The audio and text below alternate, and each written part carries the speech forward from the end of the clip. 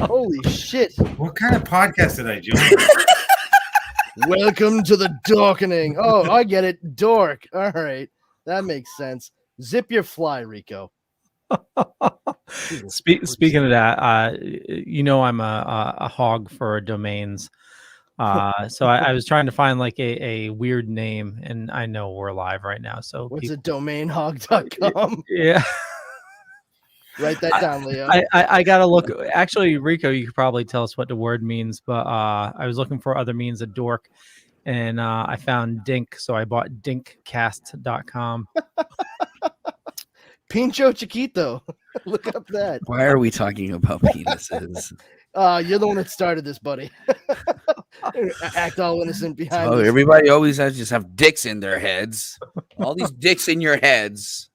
Dork in Spanish and now you're is gonna have idiota. Now you're gonna have dicks in your ears. Welcome to the Dorkening.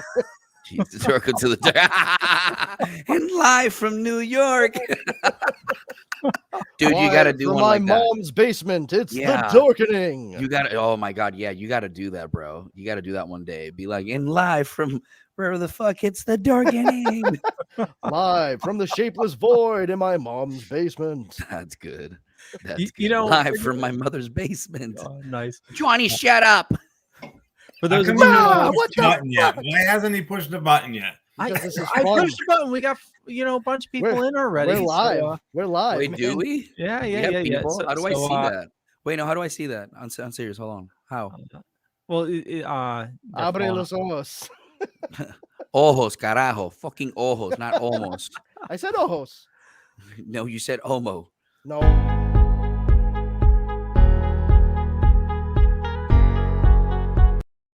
Everyone thinks because you're a zombie, you don't know good coffee. Well, they're wrong. There's only one brew that gets my seal of approval. Deadly Grounds coffee is my guilty pleasure. The aroma is so intoxicating. It brings all of my neighbors out of the woodwork. Deadly Grounds coffee. Coffee to die for and zombie approved. It's good to get a little deadly. Use the front door! Oh, they're so disgusting. The Dorkening and all affiliated shows are not intended for anyone under the age of 18. The following may contain discussions or scenes that have adult situations, graphic violence, nudity, strong sexual content, and graphic language. This show is intended for mature audiences only. Viewer discretion is advised.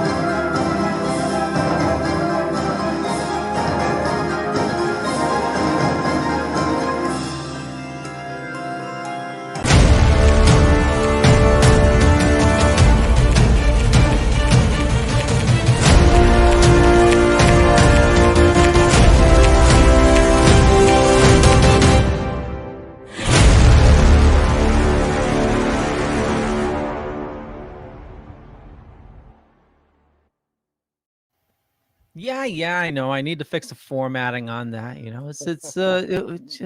I got no free time. Brandon. By the way, my name's Leo. I'm monkey behind the keyboard. Yeah, gotta remember that. You're watching the Dorkening. We have an awesome show scheduled for you today. Brandon. Hi, everybody. I'm having a good day, and I hope you are too. Won't you be my neighbor? Love the shirt. Thank you. Yes, this is a Walmart special. Surprisingly, it was a twofer. I got this in a nice blue one. So really, yeah, I'm all geared up to go see Afterlife in the middle of the day when nobody else goes to the movie theater. Or we can rent a theater. Yeah, well, you let me fucking know, dude. Well, I'm game. yes. Speaking about Twofer, RW. I love it when you're wearing that little pink outfit. Oh, I got it. Hey, what's up, Dorkening? How you doing? RW, I already hung up my phone. How's everybody doing? Doing great. And Rico, how's it going? It's going pretty good, man. How you guys doing? Doing well. Introduce yourself. Where can people find you? Yeah, man. My name is Ricardo Abdel Aviles, but I go by Richard Rico Aviles. I love three things in life. I love learning languages. I love watching anime, and I like masturbating. My favorite pastime is to watch anime porno with subtitles, and I'm also the host of the Rico Podcast. I'm glad to be here. Now, do you like those in that order, or anime porno with subtitles checks off a lot of boxes for Rico? And I saw your thing in the private chat. Did you see what I put? Yeah, I did. You ever hear of Pebcac? It's been a long time since I heard that. You guys know what Pebcac is? Time. No, I do not. So I used to work in IT, and obviously you work with a lot of people that don't really know how to use IT. So Okay. There was one where we would call an ID10T error. When you write it down, it's idiot. But Pebcac was a good one. Problem exists between chair and keyboard. Pebcac. Yep. My favorite one was when I was in the Army. We'd tell the new guys, like, yo, go to supply and ask for a box of grid squares, and also go get me an ID10 Tango. They're like, yeah, absolutely. And they would go over to supply, and supply would just look at them and be like, come on, man, don't be assholes. So you're the new guy, huh? Yeah, you're the new guy. That was it. But that was it. That was a way of introducing everybody. So like everybody knew if this person said something dumb, hey, he's new. You got to go educate him. Oh, somebody told him to say that dumb thing. Yeah, somebody told him. So he's like, okay, cool. I was a stick framer, and they did the same thing to everybody that started. Oh, dude, like, we had little initiations like that. Sent a kid to the truck and told him to pull out the sky hook. And he went in and he was like, sure, no problem. And he was like, I can't. We were like, where the fuck is it? And he's like, I don't know. This one kid literally emptied the entire back of the supply truck. Oh, wow. And then my foreman comes out and he goes, what the fuck are you doing? He goes, I was looking for the sky hook. He goes, who the fuck told you to look for a sky hook? He goes, you did. He goes, oh yeah, that's right. There's no such fucking thing. Put all my shit back in my truck. And he was like, what? Had to spend the next 3 hours by himself putting everything back in. And Vinny was just like, I love it when my truck gets reorganized. Fucking dick. I used to be pretty creative with my troops. I had a little fun. There was always a purpose behind it, though. I never wanted to do anything just to be an asshole. See, but then, why not? Because man, if the roles were reversed, I would like for them to have just as much mercy on my dumb ass. that's just how I live. But letting them in on the joke at the end is a mercy, right? Sometimes they're not in on it, man. Facebook user, let us know who you are because I can't see. Maddie, I was a mason tender looking for a brick stretcher for over an hour. Oh man, one of my other favorites was the board dryer. That's a good one. Like, oh, look at all this fucking lumber. It's soaked. Go get the board dryer. Oh my god, that's such a big thing. Did anybody here ever see Scare Tactics? That was done by Tracy Morgan on like Netflix. Yeah. No, I never saw There was one where this guy, they're in this like, I don't even know, like a science lab thing, and they're like, so first thing we need to do, shrinking in a corner. Like the first thing you need to do is scan your eye so that the computer knows who you are or whatever. And so then they're in there, and then this like alarm goes off, and the guy's like, we got to get out of here, and the doors are locked, and the guy's standing there trying to scan his eye, and it won't scan, and he's going, scan my eye, and they're all freaking out or whatever, and he's like literally going like this, and like, oh my gosh, it was the funniest show. Like, so it sort of reminds me of those kind of stories where you like, prank somebody or whatever. Yeah, I did a lot of stuff. I got two that I'll share. When I was working retail, I was a mall rat. So like, I lived in the mall, and I'd go to other stores just to occupy myself. And because I was bored and just looking for something to do, I went into Radio Shack, and there was a new person working, and I asked him for a cordless extension cord. I had them looking for half an hour. Cordless extension cord. That's pretty good. That is pretty good. And then the other one, this is when I was working IT. I used to do things to fuck around, and there was what? No, I told the story. I told the story before, but Richard, I'll tell it for your amusement. There was this old copy machine in the sales office that everybody would use. And people would print their orders and everything. So, I'm setting it up, and I realized, oh shit, I can hack into it. I hacked into it, changed the display to insert coin. Oh, fuck. And I went down later in the day, and there was this old lady that was sitting in front of it, and I was told she was there for about half an hour looking to see where to put a coin. The machine won't take my quarter. Oh, yeah, that's just hard. Who hurt you, man? Are you all right? Is everything okay at home? Do you need a fucking hawk? You need a those were dark days. Yeah. Those were dark days. There was and I mentioned this before, but there was a art guy. He was really like emo, he like worked in the art department, always had to. And Matt, it's not you. I see you watching. I'm listening, but I'm also emo. So keep going. Let's see where this goes. Okay, so he was always a pain in the ass to work with, And so I was writing scripts one day to back up all the machines, and I decided, okay, I'm going to see what I can do. I had it set up so it would randomly play the Friday song, and it disabled the volume controls. By the way, everyone, when he says the Friday song, he did say emo, so it'd be okay if you thought he meant like Friday I'm in Love by The Cure. Yeah, no. That is not the song that Leo means. He means Friday by Rebecca Black. Like, Friday, gotta get down on Friday. Please stop.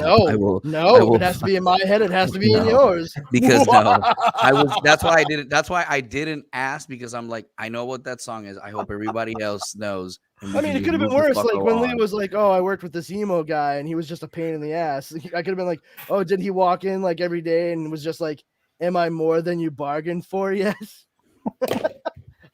I've been dying. See, you get it. Bury me. I worked at a call center for a while. Wow, what a fun job. Not really. Thought your problems were gone. And at the end of my shift, I turned all the volumes up on all the computers. So the next day when they started Windows, it was like wicked loud or whatever. And I worked at a hotel, and my friend had gone up the elevator, so I thought he was coming right back. So I ran as fast as I could to maintenance and grabbed a roll of caution tape and caution taped the elevator off. And this kid's first day, he's coming down the elevator. The doors open. There's caution tape on the elevator. Oh my God. He literally, it was his first day. The elevator doors open. He sees the caution tape, and he goes, I'm standing around the corner with my cell phone, and it was the funniest thing. But I was always trying to prank people at work. Do I just go out the same way I came in? Yeah. I don't know what to do. Oh my God. You just reminded me of something. One that was not funny because the guy was a dick. When I worked. So please tell the story. Yeah. So remember the company I worked for where the guy fled to Canada because of the Yakuza? Yes. So while I was working at that job, we were working in the sales office, and I had a ton of calls coming in.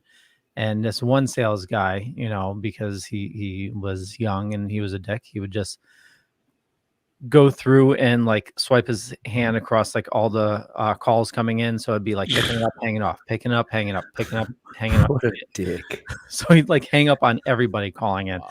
Wow.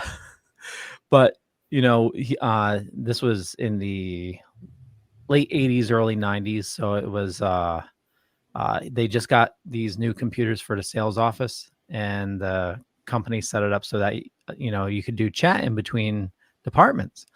But I realized that you could just hit backspace and change the name of where the chat is coming from. So I change it to my boss's name and then say, hey, I need you down in the sales office, like sending people to different places. Marvelous. So that's funny because the same hotel I worked with this guy named Ben. And in this hotel, we had this thing called the concierge lounge that people could rent and go in and do work and stuff. And we had a place called the Garden Rooms, which is Garden A, B, and C. And then we had this place called the Solarium. So I text my buddy Ben and I go, I need help. I'm in the concierge lounge. Come help me out. And so he goes up and he pounds on the door and no one answers. So he literally goes, bang, bang, bang, bang on the door. And a guy who's in there on a conference call who rented the room is on his laptop, whips the door open and goes, you need to get in here? And he goes, yeah. And he walks in, realizes I'm not in there. And now he's steaming.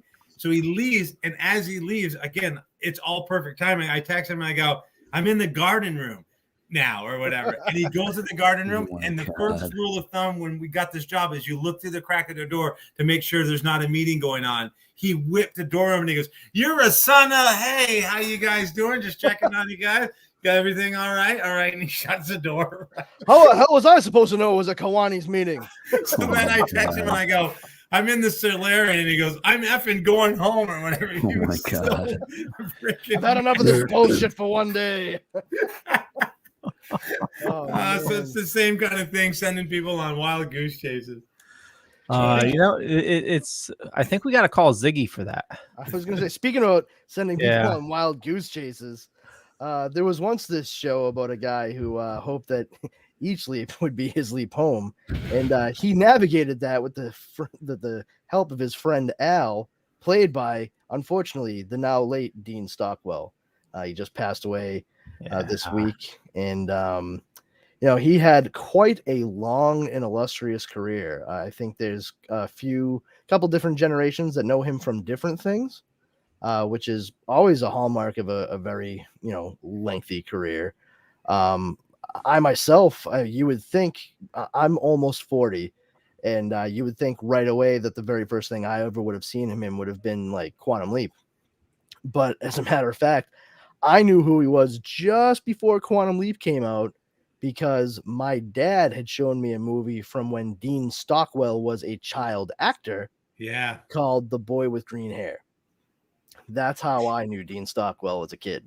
And when Quantum Leap started, my dad was like, hey, Brandon, that's the guy who was the kid in The Boy with Green Hair. And I was like, what? And that was like, he was the only person I knew at all from that entire show. And of course, the concept itself, I was hooked. It was like dangling meth in front of an addict.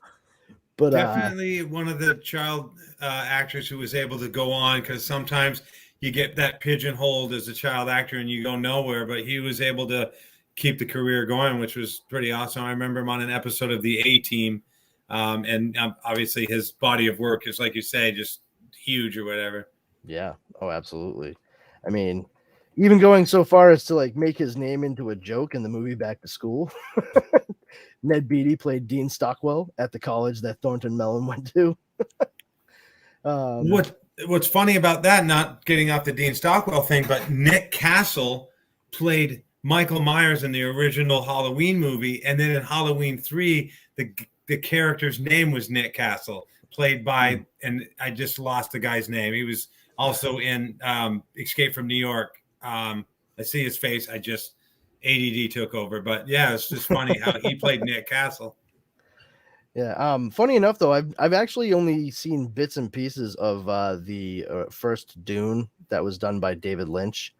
And I'm a big Lynch fan, but I've not seen that particular movie from him. My wife, of all people, has seen it, and she absolutely hated it. So it was interesting to get her to watch the new movie. But Yeah, it wasn't for a very long time that I understood that Dean Stockwell had this working relationship with David Lynch as well. He's been all over the place. I mean, even up until recently, he did probably the biggest thing he did in the past 10 years or so, past decade, was Battlestar Galactica. Playing Brother John, or John Cavill, however they refer to him in it, the priest, right, in the show. And if you haven't seen the redux of Battlestar Galactica from Sci-Fi, it was like 4 seasons long, I think. I recommend it. It's pretty friggin' good. I was very pleasantly surprised by it. But yeah. Just real quick, Maddie. Yeah, those were fun days, and yeah, he made a comment about me messing with his Mac. I brought up the list, so IMDb, and we'll bring up Rotten Tomatoes as well. But his top 10 movies according to IMDb: Sons and Lovers. Top 10 items, because Quantum Leap is number 2. The Boy with the Green Hair, Blue Velvet, Gentleman's Agreement, Compulsion, Kim, The Dunwich Horror, Dune, and Married to the Mob. Married to the Mob. I actually don't think I've ever seen The Dunwich Horror, and that definitely is a movie my dad owned, but I don't think I ever watched it. I don't think I ever saw it. What's funny is I didn't really watch Quantum Leap like religiously or anything. I remember there was one time that he was going to go back in time and be Elvis, and I'm like, oh, I got to watch this one. But when I was growing up, I don't think this way now, but I did then. So like the A-Team was a big show for me. And then MacGyver came out, and I'm like, I'm not watching MacGyver. It's basically A-Team with one guy. No, I'm not going to do it. And so he's a one-man A-Team. Yeah, I'm not gonna like watch a one-man A-Team ripoff show or whatever. And then That's funny. Leap to me was a ripoff of a show that I used to watch called Voyagers, where John Eric Hexum and Mina Pellucci traveled through time with this like pocket watch thing to fix history or whatever. And I'm like, Quantum Leap's just a ripoff of this show. So it wasn't until after the series kind of went away that I kind of started watching it. And that was my bad, because again, I didn't like you were way off, pal. I didn't like somebody copying something else. I'm like, really? But yeah, I mean, that doesn't sound like it's much of a copy, though. I mean, right. But yeah. you know, no, I get it though. I get it. But I mean, it was really cool to see the dynamic between Scott Bakula and Dean Stockwell in that show, and also how the age difference between them actually played into a huge shift in the show later on in the series, because Scott Bakula's character, Dr. Sam Beckett, he actually some shit went down and they actually switched places, and Al ended up being forced into the leap and Sam came home, but Sam had to like force himself to target into Al's like body at that point in time where he was about to be killed in the past, where he was trying to fix everything. And the whole conceit of Quantum Leap was you can only travel within your lifetime. You can't go anywhere before the time you were born or anything like that. And Al was in a body that was like 15, 16 years before Sam was even born. And Sam went for it anyway, and he ended up there. And then they were like, "Oh, great! Now you're double fucked. Like we barely had an idea about how to get you home before. We lucked out when you switched places with Al. Now, good luck, jerk." But it was really cool to see. It kind of changed. It changed the storytelling dynamic a bit too, because they could like go around a little bit more and check out different places in time. But yeah, once that show went away, we didn't get too much of either one of those guys for a while. Yeah, except for Enterprise, which again, I didn't watch that so much, but like the last year they were talking Quantum Leap reboot. Now, was that supposed to be with Dean Stockwell and Scott Bakula or someone else? That reboot has actually been something that's been talked about for like 15 years, and it's always been the same exact idea. If you watched the show at all, there was this like kind of trilogy of episodes where Sam keeps leaping into somebody within a different generation in the same southern town. And when he first shows up there, like he's this guy who's like, engaged to this woman or whatever. But it's Sam who like ends up, having sex with this woman, because one of the things they do say is like Sam he starts to take on the characteristics of the person he's supposed to be, posing as. So he becomes more and more like them the longer he stays in their body. And so he genuinely felt like he was in love with this woman. They went to bed together, and then he travels, he leaps. And then the next generation is, oh, hey, that woman had a kid and she named the kid Sammy Joe. And it turns out by the end of the trilogy, Sammy Joe is one of the doctors who worked on Project Blue Book with Dr. Sam Beckett. So they were going to have it be that this new version of Quantum Leap was a continuation, and that Sammy Joe was going to find out through the archives of the project that her father was in fact Dr. Sam Beckett. And she was going to say, like, I think I figured out the problem. I know how to go in, targets, a situation, and then boomerang back. And she was going to go in, and the same exact shit was going to happen to her that happened to her father. And the whole purpose was not just her having to set right what once went wrong, but also trying to locate her father, who's still leaping around. And Al was going to be like the big higher up, like he went from like what was it, Captain Al blah blah blah to fucking General this, that, or the other thing. And that's something they've been talking about for a long time. Sci-Fi Channel was the one that was supposedly going to do it, and now unfortunately with Dean Stockwell gone, I don't think that he's going to be involved much. Right. I love that show. I watched it religiously, and towards the end, they introduced an evil leaper. Evil leaper, oh god, yeah. And then that kind of tied into the end where you didn't know if it was God or not. Oh yeah, and it was horrifying the first time you met the evil leaper too, because Sam jumped back into a body he had once inhabited already. He was a kid with he was like a 20-something with Down syndrome. He's a kid to me. I'm fucking 39. 20-something with Down syndrome named Jimmy, and he lived with his sister and his brother-in-law. And he did what he needed to do when he was there, and he leaped. Now he's back. And he's like, "What? Why am I back? What's going on?" And it turns out, like, as he's there in Jimmy's body, all of a sudden he sees someone leap into. I don't think it was his sister. It was his sister-in-law. It was his brother and his sister-in-law. And he sees a woman leap into his sister-in-law. He's like, what the fuck? And they kind of like are so, I can see you, you can see me. This is really crazy. And they're like super attracted to each other. And they start getting hot and heavy. And then all of a sudden she pushes him away. And he's like, what's going on? And she screeches at the top of her lungs, and then takes her left hand and just pulls it down the side of her face, ripping the side open. And it's like, what the fuck? And the brother runs in. She's like, Jimmy tried to rape me. And it's like, whoa, what the? And the evil leaper is born. And that's the reason Sam was there. He needed to make sure that this woman didn't get Jimmy killed. And it's just like, it was such an intriguing concept. Like Leo said, like, who's directing all of this? Is it like God or the devil or good or evil, however you want to look at it? And what's great about it is how it all culminated into a single fucking title card at the end of the entire series that just said Dr. Sam Beckett never made it home. Jesus Christ. Yes. Oh boy. Oh boy. All right. I got to talk about something positive. You guys mess with anime? I am positive that this series ending of that sucks. Just real quick. So since Quantum Leap, a couple dorky things that he worked on. Lois and Clark: The New Adventures of Superman. He played in that. The Langoliers.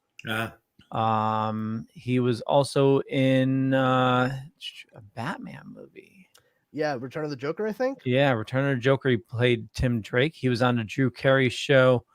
Tony Danza had a show. What? The Tony Danza show. Wasn't Tony Danza's name Sam Beckett too? No, he was named Tony. Come on, man. Tony Danza's I mean, in the other show, his name Beckett. is Tony. Like, hey, Tony, what's going on? Hey, Angela. No, in the Beckett show. What was his first name? Who? Wait, what? Ted Danza had that show Beckett. What was his first name there? Oh, Sam Becker. Becker. Oh, Becker, not Beckett. Got it. Yeah. Becker. I'm like, what's the fucking thread here? Jeez, they were both television shows. He also played in Star Trek Enterprise, Stargate SG-1, and in the remake of the Manchurian Candidate. Yeah, wasn't he in one episode of the A-Team? I remember that one well. Might have been. I was only looking at past Quantum Leap. Oh, gotcha. Yeah. Because there's a lot before Quantum Leap, honestly. Yeah, there is. Oh my God. That's a lot of yeah, shit. but Richard's right. Let's definitely, yeah. I mean, obviously, sad to see him go. Yeah, let's talk about happier stuff, cheerier stuff. You guys Fun follow manga, anime? Manga, No. anime? No. You do not. Okay, we'll move on. Yeah, No. Bring it up. I was gonna say, so Dexter premiered, but Nah, there's a pretty good manga. There's a pretty good manga that came out a few years ago called Chainsaw Man. If you're into like really weird stuff and like creepy stuff like that, the creator actually got like some accolades and whatnot, and he got complimented by Toriyama and stuff like that. So the anime's coming out. The trailer for it has, I think, like 11 million views so far. Oh, wow. Or something like that. It's like 6 to 11, I think. So it's gonna pop up. Definitely want to follow that. I know I read the whole manga and it was really good. It was really good. So yeah, that's what's in my world. Chainsaw Man. Yeah, it's pretty good, man. And then we have the Injustice movie that just came out that is really good. Really good. I really loved the knuckle lines in that movie. Oh, I was really impressed by how everybody's knuckles looked like they were drawn. Yeah, they had those little shades. Like everything else was drawn by like a fucking fine tip pen, and then they busted out the knuckles. The fucking Sharpie. Knuckles a and wide Sharpie for the fucking knuckles. Dude, yeah. Even Lois Lane looked like a fucking Cro-Magnon. Good stuff. I was like, why? Just like of all the weird detail you could give shit, why everybody's knuckles? I don't understand it. It's such a weird, like there was a decision that was made. You get that? Like someone watched this and said, I'm okay with this. Fuck it. Yeah. Either that or somebody watched like the preliminaries and they were just like, this is good. This is great. This is great. Who did this? But it could be better. How so? Thicker knuckle lines. Give me a Sharpie. Jimmy, give me a Sharpie. Give me a fucking Sharpie. Give me a fucking Sharpie. I'll show you what I'm talking about. Somebody said, you know what this needs? More cowbell. And they're like, no. It needs more knuckle. If by cowbell you mean knuckle lines, then yes. Nothing but knuckle lines for the rest of the motherfucking day. It's funny you say that because Dragon Ball Z years ago, Dragon Ball Super came out with an episode where Goku's fighting Beerus. And if you see the one that came out on TV, it looks horrible. Like Goku's face looks like a little kid went like this, like, right? You can Google this. You can fucking Google this. And people were like, what the fuck is this? Like, what is did you like do? Dude, people were so mean. Like the things that were being said online. And as it turns out, the full-blown Japanese uncut version turned Dragon Ball Z into hentai. That's why. Well, that was like when the Sonic movie was going to come out, and they're like, eyes are all they wrong. Bullied them. And they had to redo the whole movie or whatever. Dude, they redid it because we bullied them. Everybody literally was like, we're not watching this fucking shit. Well, hey, we literally bullied a company. That's the thing is like, it sucks because that is some like real toxic shit. But on the other hand, man, Sonic looked so much better by the time the movie came out. Like, listen, I understand, Richard, that we were assholes, and that was not something that we should have done. But no, definitely not. Have but you fucking seen the movie? It looks like it kind of needed to be done because like that was the last movie I saw in the theater before the pandemic, and I didn't know the pandemic was about to hit. But I went on a Saturday morning by myself. I was like, Dara doesn't care much about seeing this movie. That's my wife.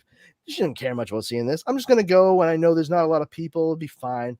I checked it out. I came home 2 days later. They're like, pandemic, and I was like, oh, is the last movie I'm gonna see in a movie theater Sonic the Hedgehog? Hey, you know what? I'm okay with that. I liked it. But if it had been the other shit that they had first shown, I probably would have been foaming at the mouth and tearing out my eyebrows because I got nothing up here to pull out. They did that just to get the fan base riled up because they fixed the animation in like a week, and it doesn't happen. Okay, yeah, but they lost a ton of money. Those the thing. It was definitely longer than a week. It was I like know. It was like they 6 lost months. a ton. No, of not money. 6 months. No, it was definitely like 6 months, dude. Really? That goes back to while. what we were talking about last week's show, where the fans freak out over like stuff or whatever, like we were talking about Star Wars fans and so on. But like, it's like, someone makes a movie and they're like, that doesn't look like Sonic, but maybe, how many times has Batman and Spider-Man and Hulk and all these other characters changed, Daredevil, Captain America, whatever. Yeah, but but with Sonic, I mean, they really. Yeah, it was pretty bad. That was pretty bad. terrible. But I get what you're saying. It emboldens those like that toxic base in a lot of fandoms. Like, we're seeing it like a resurgence all over again from the fucking Snyder cultists. And like I was saying the other day, I'm like, can they just fucking cut out the middleman and when they greet one another just say Hail Snydra now? Because quite frankly, I'm getting so tired. Like Eternals came out and Chloe Zhao, who directed it, she was just like, if it weren't for like Man of Steel, I wouldn't have been able to like make this movie the way I. Oh my God, Jesus! My eyes, my fucking eyes. I was not ready. What are you doing? But fucking, what is this? Okay, so it. Oh my God, that looks like my daughter drew that, and I'm gonna have to put that on the fridge and fucking look at it every day and say, honey, it's okay. This is very beautiful. Well, man, now I'm going to have to burn the fridge down, bro. I can't take that down. Look at that. That looks horrible. Kill it with fire. Oh, my God. The one on the left makes me like, oh, my God, shoot it. The one on the right, I'm like, seems like he wants to sell me something. The one on the left looks like an abomination formed by a science experiment gone wrong. Like somebody would show you that and you would look at them and be like, what have you done? That looks like a human being fucked the Pokemon, and that's what came out. Aren't fans supposed to keep creators on their toes? Yes, in a manner of speaking. But but we're not talking about that. We're talking about the sense of entitlement that fans have. There's a world of difference there. It's one thing for creators to listen to fans, if they have like constructive criticism, be like, oh, you know what? I guess that didn't quite work the way I wanted to, and they can course correct or whatever. That's fine. That's ebb and flow of the creative process, especially when you're making more commercial art. That's understandable. The thing that's bad is when fans start making demands of creators. That's where there's an issue, and we're starting to see that line being blurred more and more. As I was mentioning, like the Snyder Snyder cut. The Snyder cultists, they've been doing it since at this point it feels like time immemorial. But they got their Zack Snyder's Justice League, and that's great. But now that wasn't enough for them.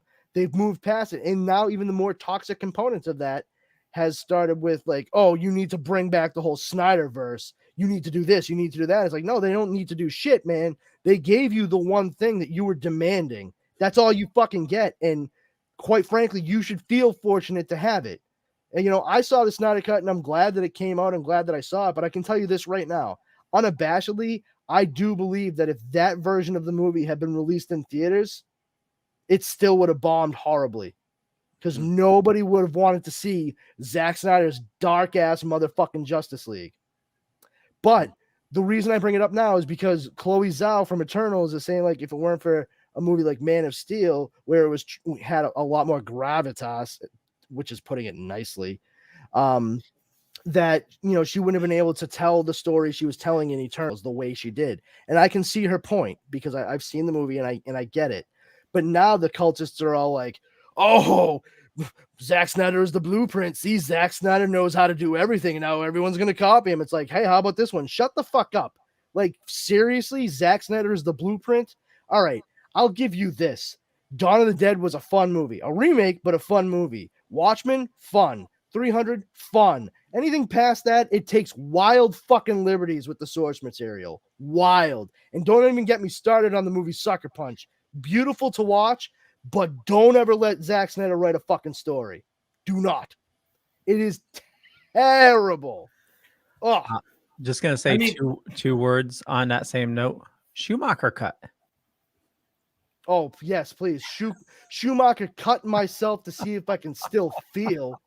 Christ, What I'm hearing motherfucker. is that you want Nicolas Cage to be Superman. I would love to see him make a cameo appearance in the new Flash movie for about 10 seconds. Like, I don't want Nick Cage actually playing Superman. I just think it would be nice for him and for people who have been like into the idea of Tim Burton's Superman for decades now to like get that just that snippet, as Oh my god, I can't. I mean, Lois. Lois. Oh, no fucking way. Batman. what's next? What are we gonna like do some new Mario movie and like get Chris Pratt or something to play Mario? Nah, I mean, man. I'll tell you what's gonna happen. Wow, that's oddly prescient of you.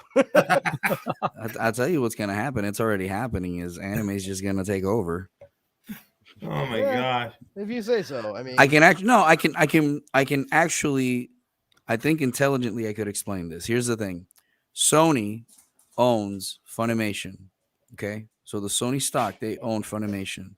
Last year in December, Sony bought Crunchyroll, which is the number one largest provider of anime in the entire world. And now that Sony owns Funimation and Crunchyroll, they're going to combine them to make it one. So now Sony literally owns almost anything that is anime. yeah, but I mean, it sounds to me like you're conflating ownership of a lot of anime with anime is about to be the hottest thing since bread came out of the fucking oven. Oh, no. I mean, you just said anime is gonna like It's take over. it's gonna take over. I think it's gonna No, become mainstream. I highly doubt that. What do you think will happen?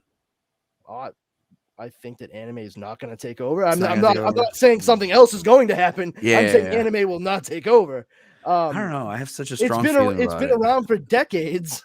Yeah, And it hasn't taken over yet. yeah. And people didn't know about it for a while. People have known about it for a very long time at this point, though. I mean, I remember it's not like- downloading it's not like episodes of Dragon Ball Z on LimeWire, talking about like, Oh, Wow. like yeah, and then waiting, praying that it was one that was I translated mean, into it English. may become more popular, Yeah. for sure, but I don't think it's gonna be like taking over everything. I mean, especially here in America, it's still a very niche thing. It really is. Yeah, You're Man, gonna LimeWire is like back in the Kazaa and Winamp days. I mean, seriously, like that's like Napster. What wasn't Oh, there? I remember Napster. Oh, yeah. Oh my Do you God. remember Okay, ICQ? Good thing You we guys started this off with talking about fucking time travel. Jesus Christ. I got a question for y'all though. This is a time traveling question in a serious sense. And it's actually a joke I've been working on for 2 months now. If you could travel back in time and do something to just fuck with somebody, what would it be? I'll tell you mine. What I would do is I would go back in time and pick a stoner and walk up to him and say, at some point in time in the future, Martha Stewart and Snoop Dogg are going to make a big commercial and they're going to be hanging out and be best friends. And then I would just disappear into the ether. Like, do you know how mindfucked that person would be? I would like to travel back to like the early 50s to Dalton Trumbo and tell him that Ronald Reagan will end up becoming president in the beginning of the 80s. Who hurt That's- you, Brandon? Who hurt you, my man? Is everything all right? I would love to see what Dalton Trumbo writes after that. Like, he'd be like, are you serious? Reagan, that spineless shit? Let me guess. Democrat? No, man. Republican. What the fuck? Like, I think Trumbo would lose his shit. Like, Oh my god. That's Dude, what I would do. I would just fuck with people like Snoop Dogg and Martha Stewart are gonna be friends. What? No, they're not. It's stupid. I don't think I would mess with people. I'd go back and tell myself, okay, listen, every toy you get for Christmas for the next 15 years, do not open them. Save them. They will be worth $1 million by the time you're 40. Oh, fuck that. Just go back to yourself and say Bitcoin. That's Yeah. Bitcoin. Dude, no, the toys, the fucking toys. That's a good one. I didn't think about that one. But with I have Bitcoin, a you couple buy all of- the toys, you know? I have a couple Montgomery Ward catalogs upstairs that are like from 72, 77, 79, and 84, I think. And I'll look through there and I'm like, oh my God, this thing costs $1.15.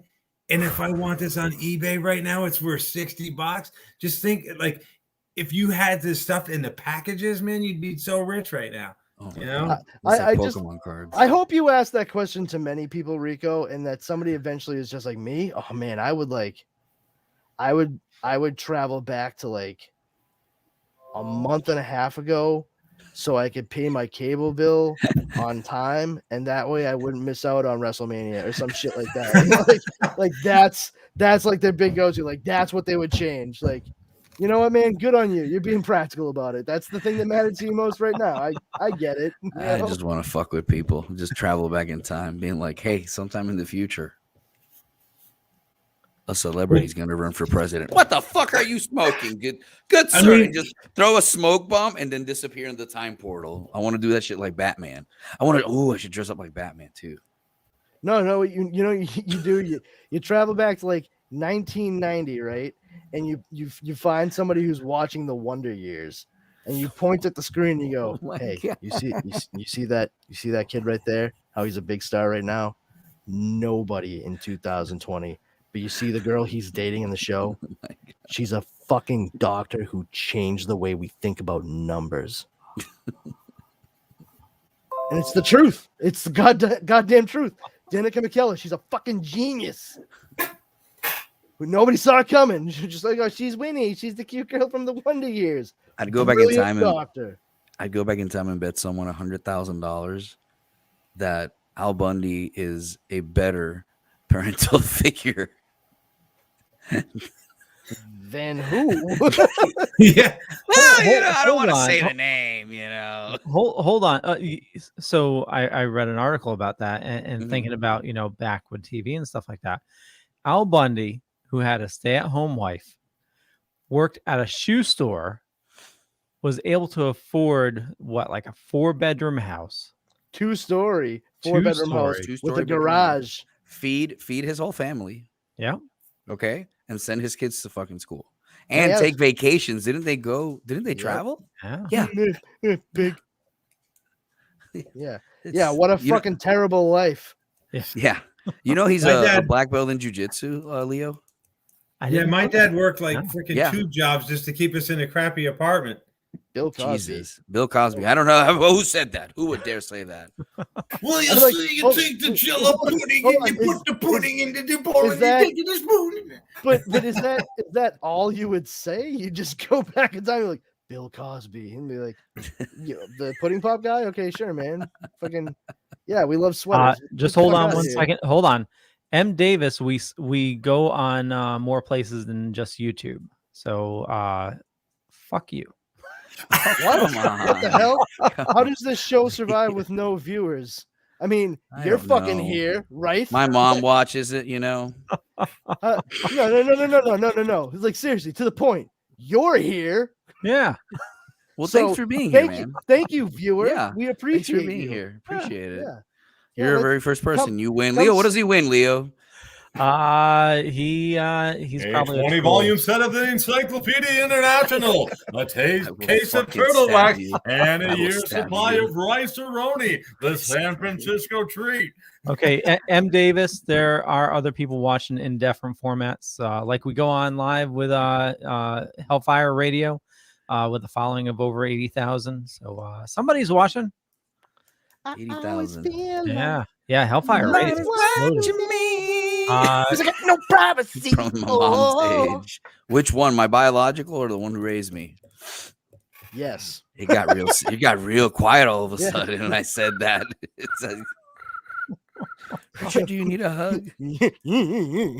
Nah, man. She was just practicing social distancing for a while, She was practicing it before it was cool.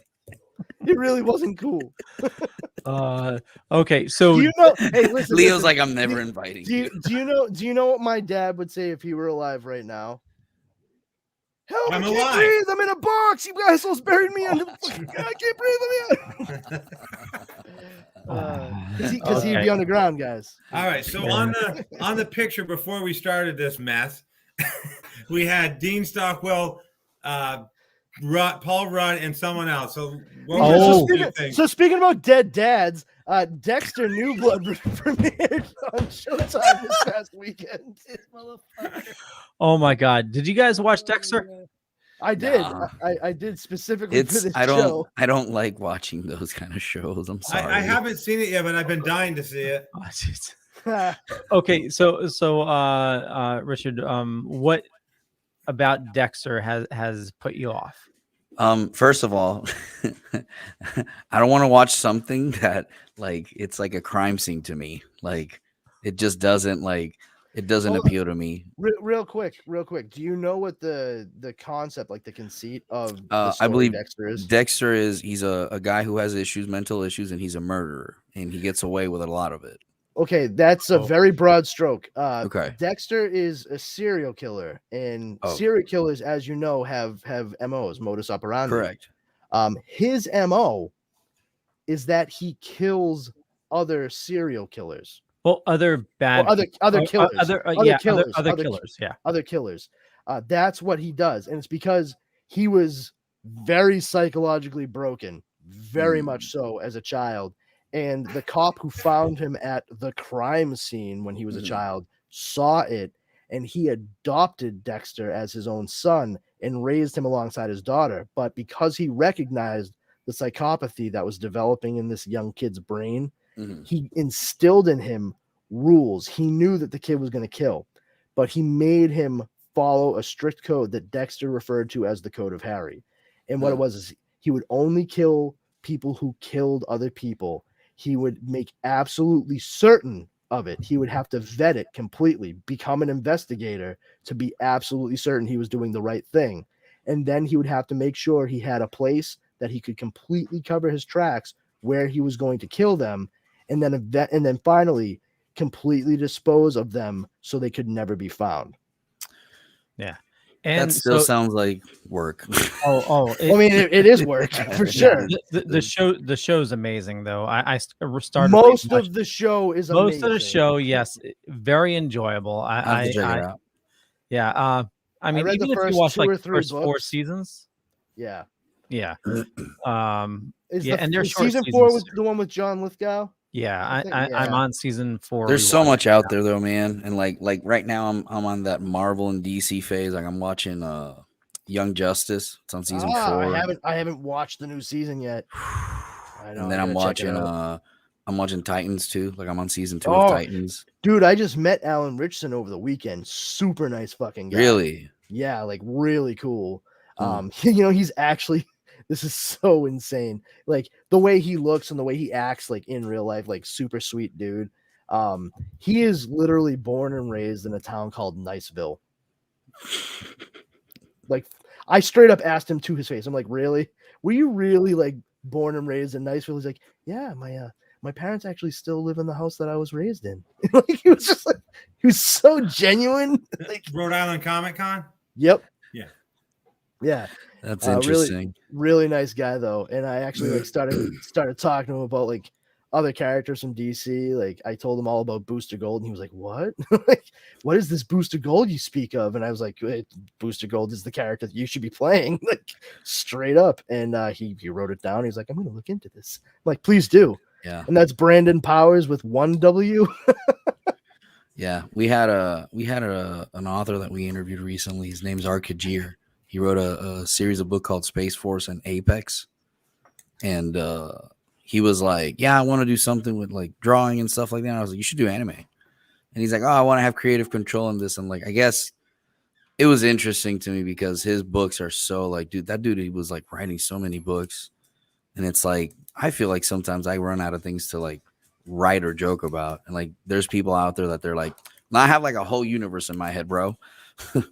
Like times whatever you see in here, I got like 10 universes in my head. There's a cast of trillions. Yeah, and a cast of trillions. I got like 1 trillion people in my head. Like Jesus, bro. Like, how do you sleep? It's crazy to me, man. But I can answer that question. I don't. Yeah. Like I seriously. Caffeine and cocaine. Because I Who needs I've had caffeine? ADHD since I was a kid, and I go to lay down at night, and I'm just like,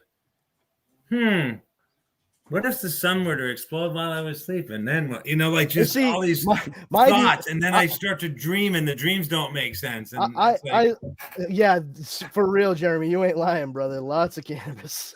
Like, I personally, like, I do have ADHD, straight up, like, diagnosed, have to take medication. And when I'm sitting there lying awake, like, just trying to will myself to sleep, you know, the whole counting sheep thing for me, it goes like 1 sheep, 2 sheep, red sheep, blue sheep, car, driveway, dog, yard. Oh my God, did I not pick up the stuff in the yard that the dog left out? Oh, like, it just fucking snowballs from there, man. And next thing I know, it's 5:55 in the morning and I got to be up in 10 minutes. Woo! Right. Yeah. Brain saw. I mean, I'll stay awake. I'll stay awake till 1 o'clock in the morning so that I'm tired. And then I'm like, I'm so tired. Same here. You can't do it. I throw a documentary on, you know, I have to do that like every night is I'll throw History Channel on. And because, same here. My mind just goes bonkers and just bounces off the wall. Yeah. It just spins out. I completely get it. Yeah. But speaking about spinning out, so I guess we're not going to talk too much about Dexter because we don't want to spoil it for. Yeah, we don't want to spoil it. Definitely check it out. You know, it picks up where the series left off. Yeah, it spins out from it. That's where I was getting. Yep. That was my segue. It spins out from the original. It doesn't negate anything that happened in the previous 8 seasons, which is pretty cool because there were a lot of people that were up in arms about seeing certain characters in the promo stuff for this new season / miniseries, however it's going to be regarded as time will tell. But no, they stayed true to everything that came before it so far, and for the most part, and I found myself enjoying it, much to my chagrin. I did not expect it to be even good, and by the end of the first episode, my wife and I were like, oh well, I guess it's time to buckle up and get ourselves ready for the long haul on this one, huh? So it's like 8 or 10 episodes. You know, I thoroughly enjoyed it. It's I have to check it out. Yeah. And the thing is, I mean, if you really were hard pressed, you could just watch this season. You know, you could probably find a recap on YouTube of 8 seasons before that. It'd take you 20 minutes to watch, and then you'd probably be ready to watch the new. It's called Dexter New Blood. Yeah. It's on HBO, right? Showtime. I started joking when the thing first was announced. I was like, "Oh, Dexter, the New Blood. What is he, Jason Voorhees? He's gonna be fighting a telekinetic girl in this season. That'll be What fun." is this, Mob Psycho? Come on, man. Fuck, is this a One Piece episode? I'm like, oh, cool. I've always wanted to see what it'd be like if Dexter went up against one of the X-Men, I guess. And, 1 second, and we're done. Speaking about the X-Men or their ilk, there's been a lot of stuff coming from Marvel. Well, not directly from them, but leaking crazy. One person got in trouble because they posted some stuff on Twitter, and they took it down, but not before millions of people took screenshots. So good job on that. We saw some stuff from the new Spider-Man flick that's going to be coming out. Seems to confirm some stuff. I mean, are we going to talk? Are we going to say what it is, or we? I mean, fuck it. Because of MJ. All right, listen. Anybody, if you made it this far, right, and we're about to talk about Spider-Man No Way Home stuff. This may potentially spoil it for you. So, I don't know, earmuffs or some bullshit. Yeah, spoilers all across. All these spoilers must go. We're going crazy to make you a deal. And so what happened was, and it starts now. John Campea, I think that's how you say his name. I don't know. He put a couple of screenshots up, and they were from Spider-Man No Way Home. One of them showed Peter Parker sitting at what we would assume to be his kitchen table with Aunt May, her back facing us, and Happy Hogan sitting across from him. We can see him in profile. And then facing the camera to Peter's right is his lawyer, Matt Murdock, played by Charlie Cox from the Netflix Daredevil show. Thus confirming that he is going to be part of the MCU at some point in the near future. Yes. Oh, thank you, Jesus. I don't ask for many things, God, but Jesus. Thank God. so I'm that glad. Was, so that probably means that they bought out their contracts, or their contracts expired with Netflix or whatever the fuck. Oh no, that happened a while ago. The Okay. contract expired. I stopped following that because I was so upset about it. No I was worries. so mad. It was the division of Marvel's television. Yeah. That was working with Netflix, and the option for the character made it so that after they finalized the series, Marvel Studios couldn't do anything with any of the characters 2 years out from the date that it had last been produced for Netflix. And funny enough, the pandemic actually kind of worked to their advantage in that regard, because it made the time that we didn't have these characters seem like nothing, because we were all focused on so many other things that it didn't matter that we didn't have like Daredevil and Luke Cage and Jessica Jones and stuff like that. So it really has enabled them at this point to say like, oh, we can play with these toys again. You're forgetting somebody there. Iron Fist? Yeah. Frank Castle? I didn't forget him. I did not forget him. Oh, Iron Fist. Yeah. Yes, I didn't forget him. I didn't forget him. I just fucking hate him. I feel bad for the guy and everybody who was casting the show, because I don't think it was like their fault that it wasn't that good. It was the writing and everything. Like it just wasn't done well. The casting, I think, all was great. Just they can only do so much with what little they're given.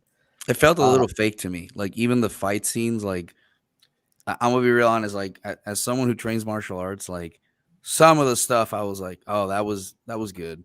Like I see the movement, you can tell that it's momentum. There's other times that you can tell the guy's like he's just giving him the movement, and I'm just like, oh god. Yeah, well, they made that show quick, fast, and in a hurry too, because why? Because Ike Perlmutter, the head of Marvel Television, wanted his Avengers, which was Defenders. So they needed to rush out the separate series in order to have them converge into the Defenders series that they did, which great move, because it is universally loved and everybody wants more. Yeah, everybody loved it. I love the Defenders. I love Daredevil. I was being sarcastic, but I'm glad that you liked the Defenders. No, I liked it. I liked it. Because not many people did. I love Daredevil too. I absolutely loved it. That was the best of all the shows. Honestly, I think I liked it because it's a character that like it's not a lot of people know much about it. And I feel like watching it on Netflix, I would have to see more about him, right? But I feel like they portrayed like, hey, this is what it's like being blind and being a fucking superhero who's blind, who's, by the way, I'm also trying to portray as an attorney, and I don't want my friends to find out. So it's like it's a really rough point. Like that's one thing I love. They did a really good job, especially by focusing on the stuff that was done by oh my god, Frank Miller. Back when he was doing the monthly series, as well as his Daredevil Man Without Fear miniseries that he did with John Romita Jr. Yeah, I love those. Yeah, those and really good. And there's also a touch of Kevin Smith in there because he actually did a short story arc called, it was 8 issues, called Guardian Devil, which really picked up from the type of stories that Frank Miller had been telling for the character. But yeah, I mean, they kept him gritty and as realistic as possible, even though he has this like, crazy radar sense and yada yada. They played into the idea of straight up good versus evil with Stick. He should always be a large part of Daredevil's mythos, and we didn't get anything like that in the movie starring Ben Affleck. We got Stick eventually in Elektra, which that set the world on fire. Elektra on the Netflix show was pretty hot. Oh yeah, she was great. I was like every time I saw her, I was like, I'm still a little confused by the casting on that though, just because like Elektra Nachos is supposed to be straight up Greek. I'm okay with what they did. I'm just saying, like, like back in the day, even when they did the Ben Affleck movie, I'm not saying I would have preferred her casting. I'm just saying, for the ethnicity of the character and the general look, The person who was most suited to play Elektra Nachos at that point in time was Jennifer Aniston. She is Greek, she is brunette, and she does have piercing green eyes. That is likely who should have played it. Instead, we got Jennifer Garner, the cute little kind of Anglo-Saxon girl from West Virginia. But yeah, what's her name? Elodie Young or Yang, who played her in the show Daredevil on Netflix. She did a great job. It's just, it's unfortunate that they had to cut it all off at 3 seasons. But if we're seeing Charlie Cox in Spider-Man No Way Home, then it stands to reason that one of the other people who we will likely see in the MCU in the future is Vincent D'Onofrio as Wilson Fisk, aka the Kingpin. I am very excited about that. I'm excited to see that again. I'm excited to see him and Peter Parker. Yeah, I'm excited to see that. I remember that's what I grew up seeing Spider-Man fight. Like when I had my Marvel days. A lot of people tend to forget that Kingpin started off as a Spider-Man villain. Yeah, and he was huge because he was also very intelligent. Yeah, and the fact that he was taken and kind of shuffled over to being Daredevil's arch nemesis rather. That was something in and of itself. You don't see that too often, where a shift in villains for main characters like that. But if anything, I mean, Kingpin is fully associated with Daredevil now, and much like Green Goblin is associated with Spider-Man. But going past the ideas that are put forth by Matt Murdock being in the still with these characters, there was another shot that John Campea put up, and it shows 3 dudes all wearing a similar suit. One of them is Tom Holland, the other one is Tobey Maguire, and the third is Andrew Garfield. Are they going like this? No, they are not. They are all standing. They are all standing looking off to the right. Looks like they're on a boat or a dock or something like that. Yeah, somebody said they're near the Statue of Liberty. Oh, maybe they're on a ferry heading towards. But yeah. But all right. I need to see this. I need to process all this. This is too much. We can show you later. This is too much. It's too much information for me to process. But they are each wearing their respective Spider-Man costumes, and thus supposedly confirming that we are going to see all 3 of them in this movie. So, because the thing is, he put them up, and then somebody from Sony reached out to him, and then he took them down. Sony doesn't reach out and tell you to take shit down unless it's real. A friend of mine's working on a movie right now with 2 high-profile actors, and I don't know if I'm supposed to say anything, so I'm not going to, but he posted a picture on set with not even one of those people on his Instagram. I'm like, oh, that's wicked cool. And then later in the day, I was like, oh, I should comment on it. I went back and it was gone. So I'm wondering if I think you can talk about the scenes picture with not even him and the people where he was told to take it down. I don't know. I think you can tell us what the movie is because I don't know the name. Oh, okay, because M. Davis is the only one here. It's very important that we know that M. Davis is the only one watching it all. So I don't think M. Davis is going to tell anybody. It's just a secret between the 4 of us and M. Davis. Jesus Christ, that's good. That's good. When I was growing up in the 70s, we used to do these things at school called magazine drives. I don't know if you guys did them when you were kids or not, but you go out and we usually just drove a bus. What? I'm 34. Okay. So you go. I went to Catholic school. I know exactly what you're talking about. So you go to all your friends and your mom's friends and your dad's friends and say, please buy these magazines. And if you sold so many, you get little things called Dream Pet little things, and you get all these prizes and stuff. And if I could be any superhero, I'd be Superman. Because why? You can fly, you can get somewhere fast, and bullets can't hurt you. So you're pretty much the strongest superhero. But I would always subscribe to Spider-Man comics on these magazine drives.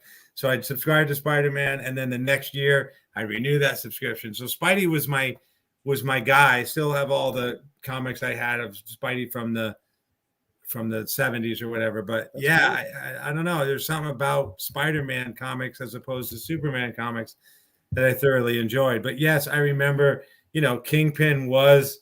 I mean, I remember this one. If I remember correctly, again, 56 memory, gray hair, whatever, where Kingpin was like crushing Spider-Man in like some grip or whatever. And I remember that. Yeah, I remember that one. Yeah, and I'm like, I remember Spider-Man. Why is Kingpin over at Daredevil now? Like, same thing. Like, how did he become? Because he was Spider-Man's, nemesis. I was excited that he was in Daredevil because I thought for sure, like, you know what I'm saying? Like when they announced Daredevil and they show, he's like, and this city's mine. You're like, oh shit, Spider-Man's gonna be coming out, and then they take it down, and you're like, motherfucker, this is why God hates me. They just fucking everything that I wish for just fucking gets taken away. This just proves to me the universe sucks. Thanks for nothing. It's fucking ridiculous. Like, so with these spoilers, and I took down the flag, so we won't mention what they are anymore. Or from here on out. We're talking about gangbangs. Yeah, exactly. I was going to say, I don't know if this is anything, but I was going to say, I used to have a 79 Camaro, and on the back was a spoiler. But I knew it was going to be this kind of party, etc., mashed potatoes. So I firmly believe some of these spoilers happen purposely. Accidentally on purpose. Yeah, accidentally on purpose. Eternals is out. A lot of people are talking about Eternals. Sony's like, hey, nobody's talking about Spider-Man right now. Let's accidentally release something. It makes you wonder why they're pushing Spider-Man so hard. Whoopsie. Yeah, and something like this should have been a huge secret. They should have kept that to be a huge secret. Why is it that everybody knows about it and we've known about it forever? Well, on the flip side of that coin, it could be because there's not a whole heck of a lot of stuff going on otherwise that people can focus on. Hold on. Jeremy's saying that would be a good storyline to do on TV. Anybody think the success of the Disney Plus shows will bring in even more major names in a few shows? Quite possibly. We might see certain characters and characters from other things show up. We don't know. That's part of the fun of it. That's what the speculation, is. That's what we do here. She-Hulk coming up, there's a lot of stuff that could be coming through that show because she is a lawyer, and in the comics especially, she deals a lot with superhuman activity.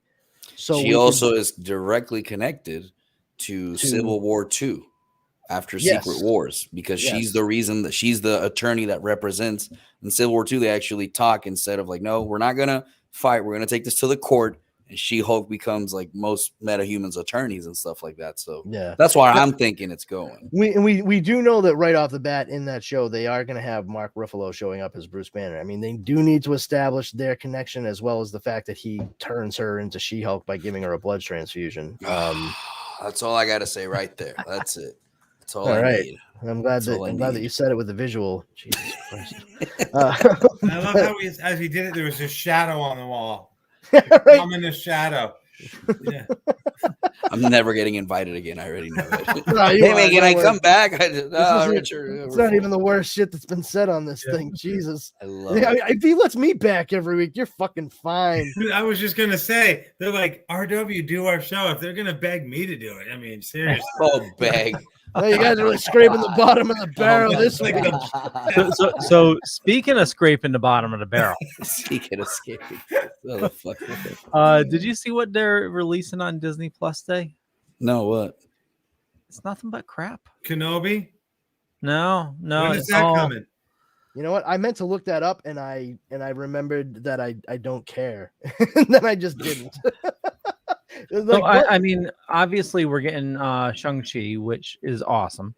But so the big announcements, let's see. So it's Friday. Holy shit. All right. Yeah. It's November 12th. Well, I mean, why would they even do that? Like, I'm not going to sit down and fucking watch all 3 Back to the Future movies that day, dickheads. Yeah. That's when Marty finally makes it back, guys. November 12th, 1955. Jesus. Come on, Doc. So we're getting see, that's who you tell is gonna be Ronald Reagan's gonna be the president right there. 1985. Who's the president? Easy. Ronald Reagan, the actor. Okay, so here's what we're getting. Jungle Cruise, Home Sweet Home Alone, Dope Sick, Olaf Presents, a original series of hold short. on, wait. Dope Sick? Dope Sick? What the fuck? No. Home Sweet Home Alone. Why? Why do we need another Home Alone movie? Oh, I guess you don't need one with that attitude. Jeez. I will say this: Rambo 4 is basically what would happen if Macaulay Culkin would have joined Special Forces. Oh my god! All right, so I'm sorry. Continue with the list. Go ahead. Okay, a short from The Simpsons, season 2 of The World According to Jeff Goldblum. That I'll watch. Oh yeah, Oh my god, his show is so awesome. yeah. A special production of Legacy of Star Wars Boba Fett. Special production on the MCU on Disney Plus. Let's see. So Resident Evil November 24. on Disney, Return to sure. Raccoon. The virus infects Cinderella, right? Yeah. I mean, it was like the making of Shang-Chi and like a legacy of Hawkeye. So yeah, nothing too spectacular. What the fuck is Oh my Dope God. Sick though? That does not sound like something that should be on Disney Plus. I love how he's still on that. I really Is Jeremy on says Hulu. Dope Yeah, Sick Dope is Sick on. Hulu. It's Michael Keaton. It's a show about A show about Oxycontin. Oxycontin. That's Oh what I'm my saying. God. Like, Dope Sick is like What something the fucking fuck? heroin addicts have to deal with, dude. Like, what the So- fuck is Pixar making now? Pictures like we got to change our Leo. demographic. Oh, So I this- get it, man. It's like the opposite of Up because it's just all Okay, down. maybe that website was high. Let me Oh find my another one. God. Well, I So mean, this- Disney does own majority stake in Hulu, so I guess that Yeah. might be where they Yeah. got their wires crossed. What were you So saying, RW? besides Leo, who watches The World According to Jeff Goldblum? Jeff Goldblum. Just Not Leo. watched it. You have no. So neither of you have seen this. No. Oh God! So he's like, he's regular Jeff. He's like, oh yes, today we're gonna figure out how pencils are made. Oh yeah, so yeah, you got wood and graphite, and like there's this one episode where this guy's telling Jeff about how to make. I think it was a sneaker or something. Yeah. And Jeff Goldblum is standing like Oh, yeah. seriously this close to the guy as he's explaining it, and he's going, oh yeah. Yeah, This guy's like- it's really bizarre. Jeremy brought it up too. The shoes one. The shoes one you gotta watch. It is. Oh my god! But like It's he's so beautiful. close Gotta to be the people. shoes. Yeah. He is Gotta so be the close to shoes. people when they're talking. He is like literally right there, and they're like, But what "So are you we gonna do say? is Is start Jeff- out with this, and just like, oh. What are you gonna say? It's Jeff Goldblum. It's like I read on Reddit a story about the guy from Ghostbusters. What's his name? Dan Aykroyd.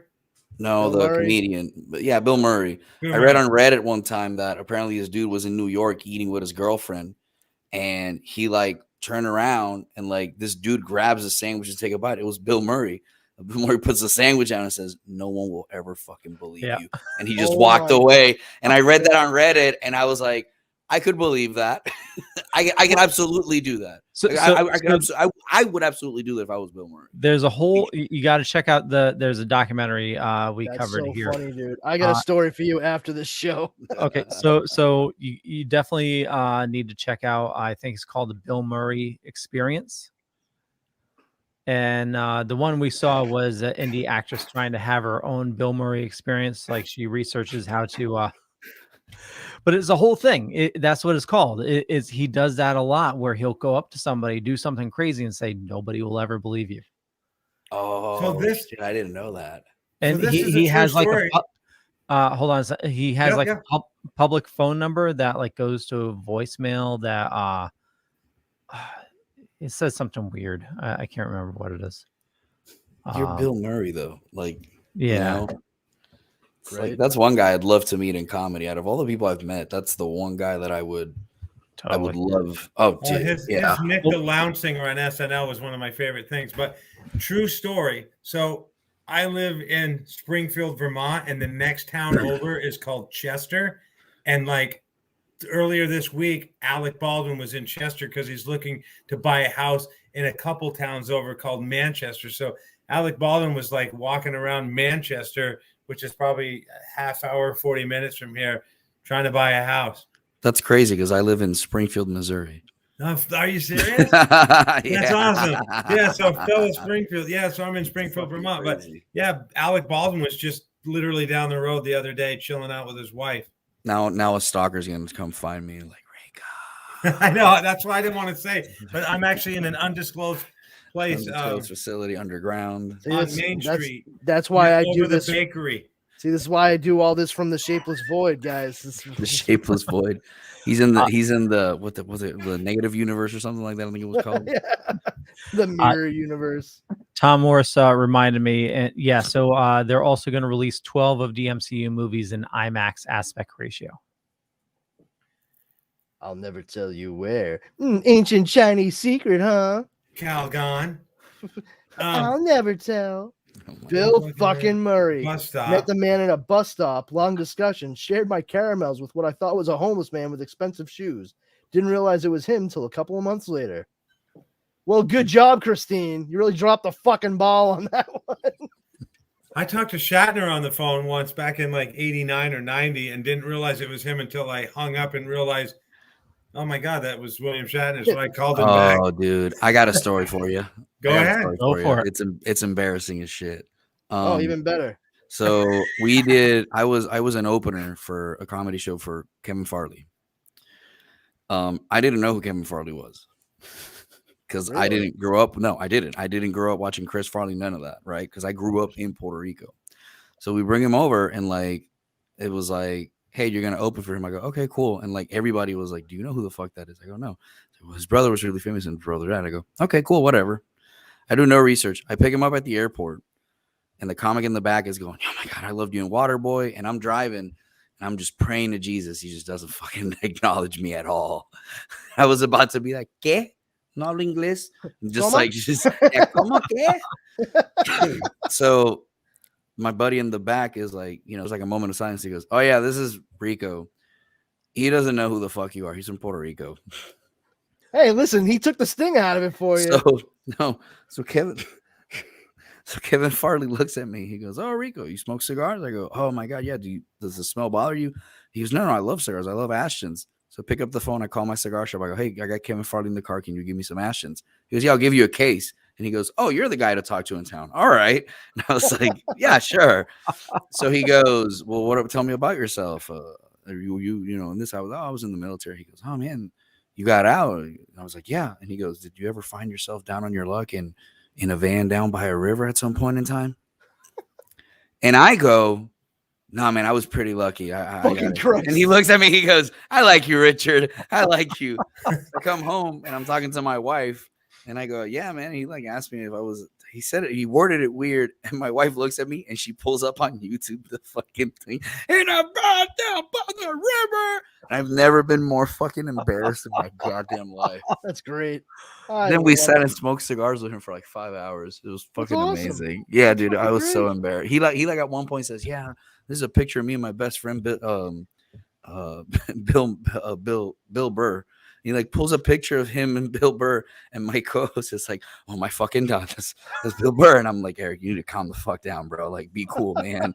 Be fucking cool, bro. Yeah, Kevin Farley, great dude. Great. He's the reason I started the podcast, actually. So fucking figures his best friend is Bill Burr. Like, two fucking Irish Catholic comedians. Like, they fucking smelled each other. He was talking about him like nothing. He was like, yeah, man, he's the reason I got into voice acting. I have it on I have a video of me dropping him off at the airport on my TikTok. No, Kevin Farley has always seemed like a really nice guy. He super nice. Yeah, super nice. He was on it was a TV movie that they made into a short-lived show on MTV about a boy band called Two, like the number 2 together. And he was supposed to be like the older member of the boy band, but he was clearly like overweight, middle-aged, and balding. It was fucking hilarious. And he can sing. But yeah, he had small roles in a bunch of different things. He's actually got a very small role as a cop in one of my all-time favorite like dark comedies that stars, of all people, French Stewart and Bridget Wilson, called Love Stinks. If you get a chance to see it, I highly recommend it. It's fucked up and amazing. You ever seen Gotham? I think he was in a movie called An American Christmas Carol or whatever, which is like a spoofy movie, and that's the first thing I ever saw him in. But I don't know, it's probably 5 years ago, 6 years ago, I did my only Comic Con that I had to fly to. I did a Comic Con out in Idaho, and I get picked up at the airport by the person from the hotel that I'm staying at. And I'm like, oh, hi, I'm RW. And she's like, oh, we're just waiting for a couple more people. I'm like, okay.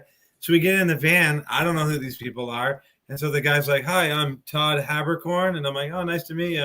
I'm RW Martin. Have you been in anything? You know, like trying to be all like only your mom last night. It's like freaking Todd Habercorn and some other person who I forget right now. And so I'm like, then I find out who he is. He plays Spock on the Star Trek Continue show, and then he does all this voiceover work or whatever. So I'm like, yeah, I've been in some stuff. I've been in some things, you know. And he's like, yeah, I've done this. And I'm like, yeah, okay, well, it's nice meeting you. What's the name? You're trying to impress somebody, and they've done like 85 times more stuff than you have, you know. But, what's the name of the guy in Agents of S.H.I.E.L.D.? The main guy, Agent Coulson. Clark Gregg. So I was in Cali competing in a jiu-jitsu tournament, and one of our black belts walks out of the bathroom and he says, I think I just saw Agent Coulson in the bathroom. I'm like, okay, first of all, why are you looking at other men in the bathroom? That's really weird. Okay. That's a little weird, Nick. But okay. Like, I look at everybody in the bathroom. And he goes, well, I think it's him. How are we going to find out? And I said, well, easy. We're going to stand right here at the entrance of the fucking bathroom. And sure as fuck, Agent Coulson walks out, and we took pictures of like as he's walking out, and I'm like, Agent Coulson, and he just looks at me. He goes, reporting for duty. I was like, he was so cool, man. He seems like a really funny dude too. He talked to us too. I was dating a girl it was probably a good 12, 15 years ago, and we're in Stowe, Vermont, and there's a little milkshake shop there. I forgot what the place is called, but we decided to go in to eat. And there's all these people that are dressed like they shouldn't be in Stowe, Vermont. And so we go in and we sit down and we're eating. And my then girlfriend goes, I think that's Anne Hathaway. And I go, why the heck would Anne Hathaway be in this malt shop? Second of all, she's way too short to be Anne Hathaway. I just saw her in Get Smart. She's way taller than that. That's not her. So she's like, I'm pretty sure it is. And I go, yeah, I don't think it is. So one of the people that doesn't look like they belong there goes outside, and I go, I'll find out. So I go outside, and the guy's out there, and I go, hey, question for you. He's like, yeah, what? And I go, is that Anne Hathaway in there? And he goes, yeah. And I go, no, like, really? That's like Anne Hathaway? And he's like, yeah. And I go, like, can we say hi to her? And he goes, I don't know. Can you? Right? Good on him. So I'm like, well, what will she say? And he goes, probably hi back. Right? Probably hi. So my then girlfriend, her son, and I literally walk up to the counter where Anne Hathaway is sitting like at the bar stool thing or whatever. And we just walk up and we go like this. And we're staring at her. Purple. And we like don't know what to say, and she kind of turns around and we're like, "You're Anne Hathaway, right?" And she's like, "Yeah." And I go, "Loved you and Get Smart and all the other things that you've done, right?" Because we had no idea what our plan was, but she signed an autograph for us on like a paper placemat or whatever, and then we just stood there like this, and then we slowly were like, this is awkward, and we like walked. Well, I mean, it could have been much worse. I mean, you could have been like, "Oh, I loved you and Get Smart," and she's like, "Oh, did you see anything else?" And you're like, "No, I only liked you in Get Smart." But it was like probably the most awkward celebrity meeting ever. I mean, I told you the Robin Williams story. That was easy. Meeting Chevy Chase sporadically at place. Oh, there it is. Nice. Very nice. Yeah, it was easy, but like. For some reason, this whole Anne Hathaway thing was the most awkward thing it could ever possibly be. I love it. So this is not as entertaining, but I was at a con and I was a dumbass. So so nothing has changed much. Go on. No. So as a matter of fact, he agreed to come on the show, so I certainly impressed him. But I went to go talk to Jason Lively. Oh, yeah. So I chatted with him for a little bit. And he goes, so do you know my sister? He goes, what? Or he asked me if I knew his sister. Robin or Blake? Blake. Well, I was a dumbass. I said, no, Right away, I'd have been like, boom. Well, no, I said, I don't know, who's your sister? And that, like, his eyes lit up because, you know, a lot of people must go to him thinking, you know, hey, what's Blake like? You know, do you know, do you get She's my pain in the ass kid sister. What the fuck do you think? So I told you it wasn't that entertaining, but that was, I met But, him I mean, at, you hold on real quick. You do know who Robin Lively is, though, right? no. What the? That's his other sister, who's an actress. Do you remember Teen Witch? No. You remember Not Quite Human? I didn't watch it. Well, I have an excuse. I'm out. I have an excuse at least. I was. Yeah, he was in Puerto Rico. He had. Yeah. He, I went to Scaricon like, I don't know, 3 years ago, maybe, when it was at the same place Super Mega Fest is at, and Jason was there. Yeah. And we're talking to him, and he's like, yeah, my sister Blake. And I'm like, I don't know if I know her. He's like, oh, she's married to Ryan Reynolds. And I go, Ryan Reynolds? And he's like, yeah. I go, like, he's like your brother-in-law? And he's like, yeah. I'm like, can you give me his autograph? wow. Holy shit, dude. Fucking huevos on this guy. But he agreed to take a picture with me anyway, so that was good. But yeah, you definitely should have Mr. Jimmy Crack Corn on the show.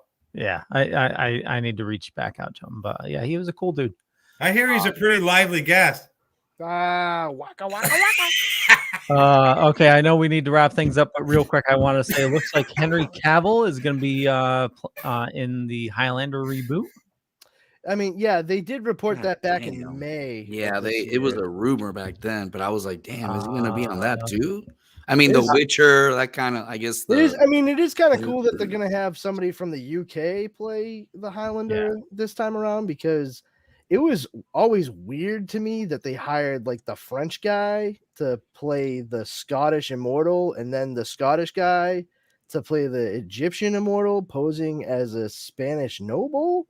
Like, that was one of my favorite, most fucked up and confusing scenes in anything from the 80s. Like when Sean Connery shows up to teach fucking Connor McLeod about being an immortal. Like, hello, Highlander. My name is Ramirez. I'm an ancient Egyptian posing as a Spaniard. Please pay no attention to my Scottish accent and lisp.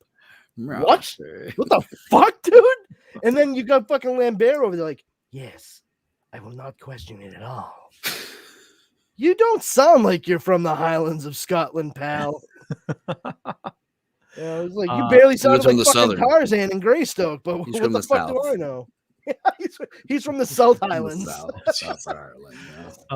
So Joe Blow is reporting today that they start filming in 2022. That would be cool. I'd be interested. What the fuck is Henry Cavill not?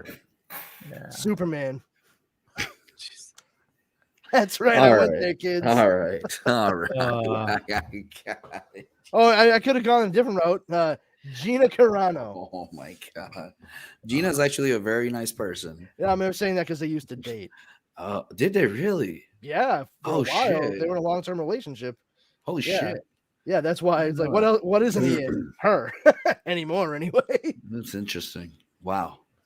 Yeah, I thought. Oh, yeah, shit. I think they were together for a few years. Yeah. But yeah, that could be really cool. I do think that, and not a knock on anybody, I do think Henry Cavill is a much better choice than Ryan Reynolds. That's who they were looking at for a long time. Glad they did not go that route. Yeah. Witcher? Henry Cavill from The Witcher. Yeah. Well, no. For Highlander. Oh. Yeah, they were. Put Andrew Garfield in it. Fuck it.